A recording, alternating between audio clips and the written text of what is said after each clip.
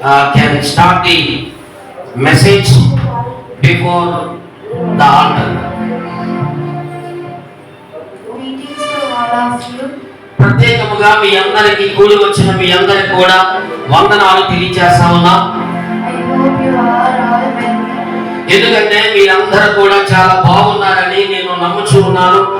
Let us hear about the Father, Son, ఈ రోజు ప్రత్యేకముగా మరి తప్పిపోయినటువంటి కుమారుని గురించి మనం ఇక్కడ వినబోచు ఉన్నాం. కనుక ఇది లూకా సువార్త 15వ అధ్యాయం 11వ వచనం నుండి మనం చదివితే తప్పిపోయినటువంటి ఒక కుమారుని గురించినటువంటి ఆ స్టోరీ మనకు అక్కడ కనిపిస్తూ ఉంటుంది. ఆ వాక్యాన్ని, ఆ ఉపమానాన్ని మనం చూస్తే మనకు చాలా విషయాలు అర్థమవుతాయి.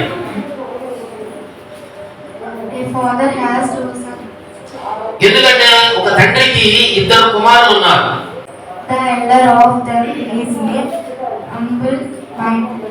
ఎందుకంటే వారిలో ఇద్దరు కుమారులు కూడా పెద్దవాడు ఎలాంటి వాడు అంటే ఒక తగ్గింపు మనసు కలిగినటువంటి వాడిగా మనకు కనిపిస్తా ఉన్నాడు. The youngest of them had a trust mind.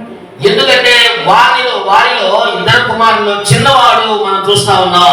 అతను ఎలా ఉన్నాడంటే తిరుగుబాటు స్వభావం కలిగిన వ్యక్తిగా ఉన్నాడు. One day the youngest son asked him father to give her property. ఎందుకంటే ఒక రోజు మరి చిన్న కుమారుడు తండ్రి దగ్గరకు వచ్చి ఏమన్నాడంటే నాకు రావాల్సిన ఆస్తిలో ఆ రావాల్సిన భాగాన్ని నాకు పంచిపెట్టాలి, నా ఆస్తి నాకు ఇచ్చివేయమని తండ్రిని అడిగాడు. Distribute his property to them. ఎందుకంటే మరి తనకు ఉన్నటువంటి ఆస్తిని తండ్రి అడిగిన వెంటనే వారిద్దరికి కూడా వారి యొక్క భాగాలను ఆస్తిని పంచిపెట్టేవడం మనం చూస్తా ఉన్నాం బైబిల్ గ్రంథంలో. The youngest son left everything and traveled to far country. ఎందుకంటే దూర దేశానికి మరి ఈ యొక్క చిన్న కుమారుడు ఏం చేశాడంటే ఆ డబ్బును తీసుకుని తన తండ్రి ఇచ్చిన ఆస్తిని తీసుకుని దూర దేశానికి వెళ్ళిపోయాడు. There he waste his property through immorality. ఎందుకంటే దూర దేశానికి వెళ్ళినటువంటి అతను ధనాన్ని అంతటిని కూడా దుర్వ్యాపారానికి అన్ని విధాలుగా ఖర్చు చేయడం ప్రారంభించాడు. And when he had spent all a rose in the country. ఎందుకంటే ఆ దేశంలో మరి ఈ విధంగా అతను తన ధనాన్ని ఖర్చు పెట్టుకుంటూ ఉన్నాడు. అంత ధనం అయిపోతా ఉంది. అయితే ఆ సమయంలోనే ఒక కరువు అనేటువంటిది ఆ ప్రాంతంలో రావడం మనం చూస్తా ఉన్నాం. He walked away in embarrassment. ఎందుకంటే చాలా ఇబ్బందిగా మరి పడసాగాడు అతను. ఆ కరువును బట్టి అతను చాలా ఇబ్బంది పడటం మనం అక్కడ చూస్తా ఉన్నాం. He longed for his stomach where he has that he pigs were eating but no one giving him anything. ఆ చిన్న కుమారుడు ఏమనుకున్నాడంటే మరి నా దగ్గర ధనం అయిపోయింది, నాకు ఉన్నటువంటి మరి డబ్బు ఆస్తి తండ్రి ఇచ్చింది మొత్తం ఖర్చు అయిపోయింది, అయితే తినటానికి ఏం లేదు కనుక పందులు పొట్టు ఏమైనా దొరికితేమో తినటానికి అని చెప్పి అతను ఏం చేశాడంటే పందులు తినే పొట్టి దగ్గరికి ఆశగా వెళ్ళాడు.